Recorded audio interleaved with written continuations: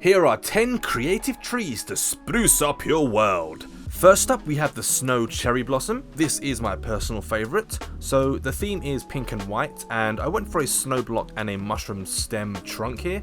The mushroom stem adds a nice texture to the actual trunk itself. Look, this could fit very well in a snow biome. However, I opted for an island instead because I wanted to go with something magical where the tree itself would kind of emit this frost, this cold, and spread throughout the island. So I guess even though I've added some man-made touches such as the lantern, some extra bits and pieces around the island itself, I feel like this could be more of a deity's tree or a magical growth on the island itself. Now if you've noticed, there are 3 different particles floating around the tree. The first is from the cherry blossom leaves themselves, next is from the spore blossom I believe, and it emits these slime-like particles that float around, and the final is, I could have added more, but there are these firefly bushes scattered underneath the base, which emit, again, more amazing particles. This is honestly a beautiful tree. I really like how this turned out. And here is how it looks during the night.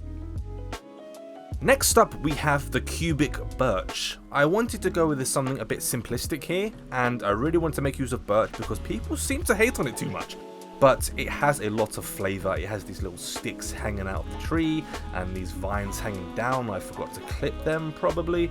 I could easily see a full forest full of these trees, big and small, different variations of size. It would look absolutely brilliant.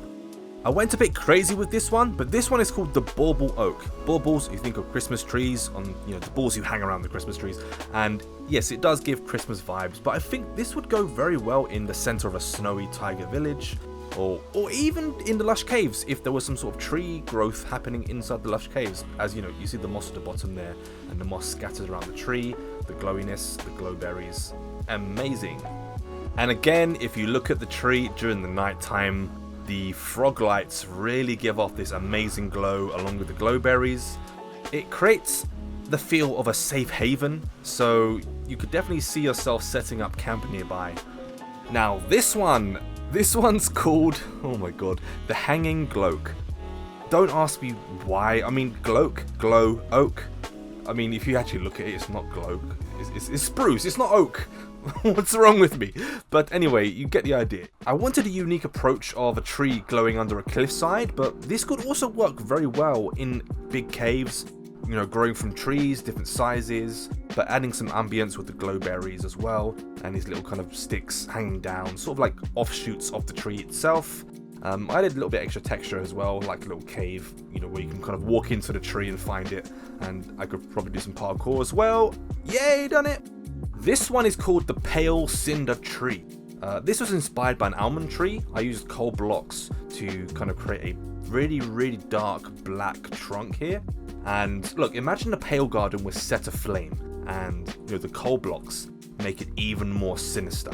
And I added some pale moss blocks as well throughout the trunk and some carpets, again to add some extra texture to the tree. Also, I really want to admire these pale carpet blocks and what they do to the side of blocks, these little vines that climb upwards. It looks so cool. So we have a polar opposite of the pale cinder tree. We have the Azalea Oak. Now this is an alternative from the usual azalea tree you see around and about. This one's quite lush, is very bushy. As you can see, I've added some extra leaves sticking out the side, added some sticks coming downwards, so it's kind of sprouting out quite a lot. And honestly, it's a lovely view. It's very, very peaceful. I can see this being alongside a pathway or near a village, where you sit down, enjoy the view, have a breath of fresh air. Although I guess you do have this dark, ominous cave there, so maybe it doesn't work as intended. Now this one has an interesting story. It's called the Weeping Mangrove. Originally it was quite small, there was a few branches hanging out the side, but I accidentally planted one of those propagates, I can't even spell it, propagates, whatever they're called, and yep, it grew into a mangrove tree by accident, one of these. But it looks very nice, and it actually had 2 holes here, so I filled it in with the frog lights and added some resin down the side, and it looks like it's crying. So it's a weeping mangrove. It spreads quite low down into the water, I added this mossy block layer on the river layer. It looks really nice and it definitely alternates from all these mangrove trees you see around. I mean, look, you see these odd kind of moss carpets around. I decided to go a bit further and add more moss blocks. It looks really nice. It adds a place for you to stand and chill if you need to. And this also was a mistake, but this also blends in with the savanna biome, I think. So the leaves do change in terms of the gradient if you have the right settings on. So it does look pretty cool, actually. This is the flowering acacia. I decided to use the variety of acacia blocks at my disposal. And it's quite a stark contrast to the trees you find in the warm biome. These are quite lush. I think I've used the oak trees, some azalea leaves as well. And I do like the swirl of leaves I've added here along the sides. Also, yes, I do like the branchy aspect as well. We have these slabs sticking outwards with the leaves on top of them as well. It adds that really interesting design to the tree. Okay, look, yes, I did cheat on this one. This is the apple tree. I did use invisible item frames and chucked an apple in. And obviously there's a golden apple on the side here, which looks very nice.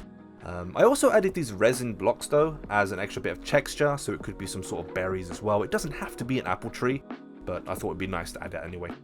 It's very, very lush. I love the bushy aspect. I love how it kind of crawls down the side of this little hill here. I've used this approach a few times, but these fence posts that stick up the top really act as branches without leaves, and it adds quite a bit of uniqueness to these trees. I really like that, so maybe something that you can take on yourself.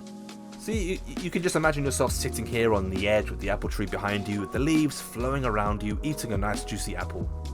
This one was the first one I made, and I did have a bit of fun with this one.